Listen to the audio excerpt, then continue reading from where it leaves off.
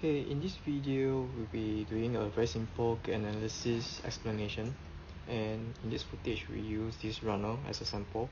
Gait analysis is a visual method where we study the movement of a particular individual, and in this case, we are assessing how this runner moves from point to point. Okay, so for this footage, we'll be using the right side of his body. We're focusing on the right elbow, right knee, right ankle, right on the right side, because in this angle we can clearly see his right side. So let us proceed. So what is a gait analysis? Running gait analysis, to be very precise, is different from walking gait analysis, because in walking, both left and right foot will be always constantly touching the ground, while for running, one foot will be touching the ground while the other foot will be spanning in the air. So again, let's use the right foot as a demonstration. So you can see his right foot upon touching the ground. The moment the foot touches the ground, we call that the initial contact. Okay, in this point, at this stage of the initial heel contact, alright, the foot could be landing on the heel, could be landing in the midfoot, or could be landing in the forefoot. So there are a few possibilities, but we just ignore for this section here. We will call this stage the initial contact, where the foot is the first to contact with the ground. This is the beginning of the stunt phase, where the foot will roll the body forward into the next phase, which is known as the midstance, where both the left and right knee will meet each other. Alright, and this is also where the body is actually the lowest height, because the body is actually much compressed. This is helped to absorb the impact upon loading. At this stage, right, at the midstance, the ankle is also at its fully pronated position to absorb impact. Okay, so let me rewind back again. This is the initial heel contact, and this is also the beginning of something called the stunt phase. So the stunt phase can be split into the initial heel contact, to midstance, then to toe off. 3 part. Okay, initial heel contact, midstance, and toe off. As long as the foot is in contact with the ground, this is called the stunt phase, and it contributed 40% of the loading time. So repeat again: initial contact, to midstance, to toe off. Okay, these 3 steps is called the stunt phase, where which can split into 3 phases: initial contact, midstance, and toe off. So the other 60% will be spanning in the air. So after the toe off, right, the right foot will be off the ground. Look at the right foot off the ground. It will drive forward before it will go to the front again, before it reaches the end of something called the swing phase. So the entire 60% is called swing phase. From this part here, toe off, this is the beginning of the 60%, also known as the swing phase. And the swing phase can also be divided into 2 parts. You can just treat it as the foot is behind the body and the foot is in front of the body. So 30% here and 30% in front of body. Alright, so just to summarize, 40% of time spent is on the stunt phase, where the right foot touches the ground to midstance to toe off. Then the other 60% is divided into 2, 30% behind the body and 30% in front of body, and they form the swing phase.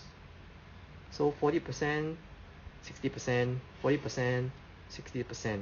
Stunt phase, swing phase, stunt phase, swing phase. Okay, so you have an idea what is entire this 40%, 60% is considered as one full cycle. So left foot touches the ground, right foot touches the ground. This is called step. Alright, one foot to the other foot is called step. So left foot to right foot is considered one step. When you go back to the left foot again, left, right, left, this is called stride length. So you must understand the difference between steps and stride. Step is the distance between one foot to the other foot, left to to right is considered one step, but stride is left, right, left. This is considered one stride length. Alright, so you must understand the terminology between steps and stride. Okay, so have a good idea. So right now let's quickly go into the stunt phase. Okay, so at the initial contact with the ground,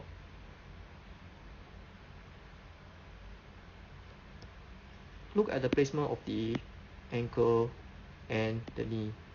Okay, as I mentioned always, we try as much as possible to land just below the center of your hip. This is the hip, this is the heel. You just want to land slightly ahead of your hip. You do not want to land too free in front. So moment the foot touches the ground, and this is where you can see the amount of knee flexions. Okay, it's quite good, about 140. Alright, again, as I must emphasize, we're not looking at a very precise number here, just some ballpark numbers. Okay, so when the knee is in the flex position, it allows to absorb impact much better, as opposed if your foot is actually much straight, like 180 degree, where your ankle is very, very straight, and it lock all the joints, where it create a lot of impact to your ankle joints, knee joints, and hip joints. So in this case, we are looking at somewhere about 140.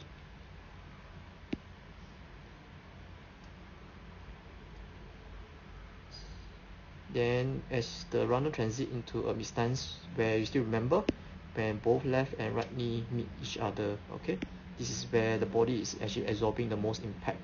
So injury actually occurs quite commonly at this stage of the gait cycle, because this is where you absorb a lot of impact, and poor alignment, poor body strength, poor strength coordination, poor core control can actually lead to neuromuscular injuries.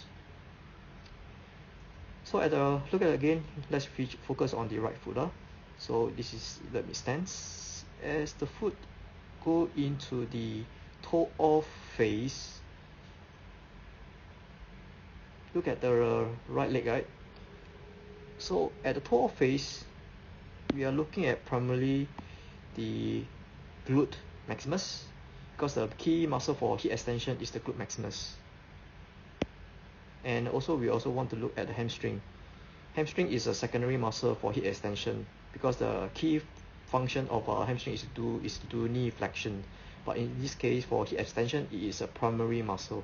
So both glute maximus and hamstring work together to create this propulsion forward direct movement.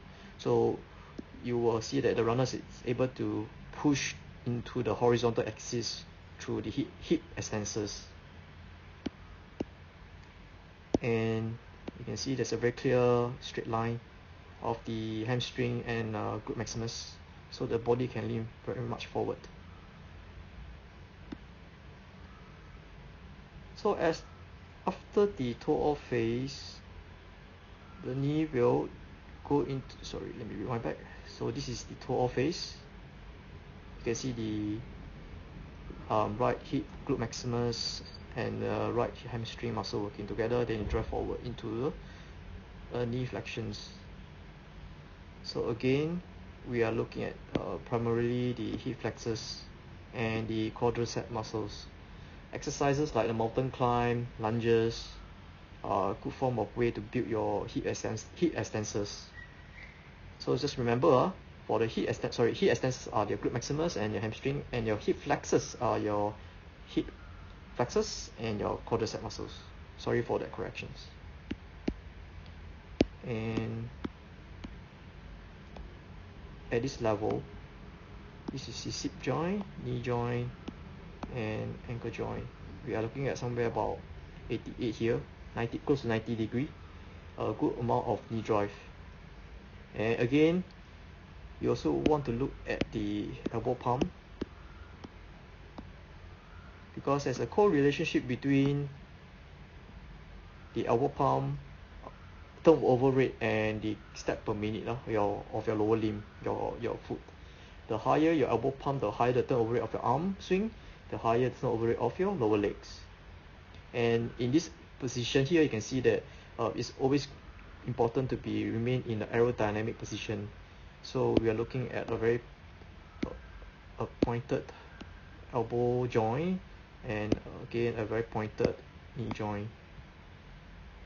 So this helps to improve efficiency and reduce the amount of energy required as you run in a fast optimal pace.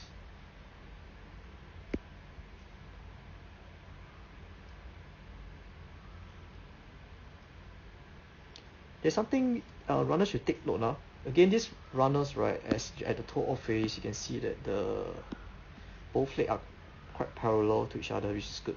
But question may ask that how can this runner further improve his efficiency? In my personal opinion, what he can do is that position. This is the hip joint, this is the ankle joint, this is the head. Right now, the upper body is still laying about 160 degrees. There's still some level of load onto the lumbar area, the lower back. So in order for him to be much more efficient, we want is to have for him to lean even much more further forward. Bring his center of mass forward. Right. When he shifts his center of mass forward, it means that he can actually cover a longer stride length, longer distance. And in order to achieve this, there's something called a stride angle. So what is a stride angle? Let me position this at the hip joint. So stride angle involved in two very important planes in the body. So when we talk about hip extensor, right, we talk about the glute maximus and the hamstring muscles. So we're looking at here. And again, it's not just about single leg. Running is about left and right. So the left foot, right, we are talking about the hip flexors over here. So for the extensors muscle on the right side, what we want is, in order for this guy to further improve, is to have a increase in the amount of hip extensors in terms of the angle. And for the left foot, we are talking about an increase in the amount of hip flexions.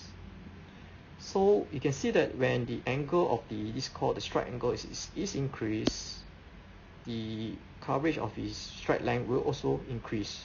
So this runner definitely will translate into running even much more faster because he covered more distance.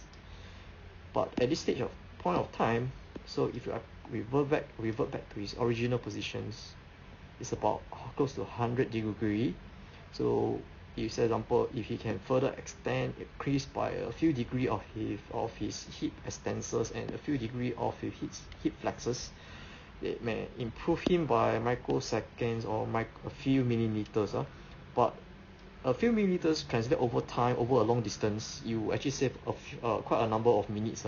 So say example, this guy is doing a half marathon, a full marathon, he may save himself at least a good decent number, 2 to 3 minutes. So that might also determine his PB. 2 to 3 minutes, well, you may think whether it's worth trying or not, but I think 2 to 3 minutes is always a good saving. So always remember about this optimal stride angle. And in order to improve this stride angle, remember we are looking at improving the muscles on the glute maximus, the hamstring. We're also looking at building the muscles on the hip flexors and the quadricep. Of course, running is just about these 4 muscles. We are talking about the whole kinetic change, the whole entire body. But for this topic, we try to keep it simple by focusing on just these four muscle groups first. Until then, we try to make this too complicated. Simple analogy is good enough. Alright, so to conclude this gait analysis, we talk about the phases of the running gait, where we talk about the stunts, where it's about 40% of time span, and stunt phase you can split into initial heel contact to midstance to toe off. Then we talk about the next 60% of the swing phase, 30% behind the body, and the other 30% in front of the body. That is the swing phase. Then we also talk about the elbow palm, and we also talk about the stride angle and the upper body lean posture. Alright. Okay, that's all for today. Thank you.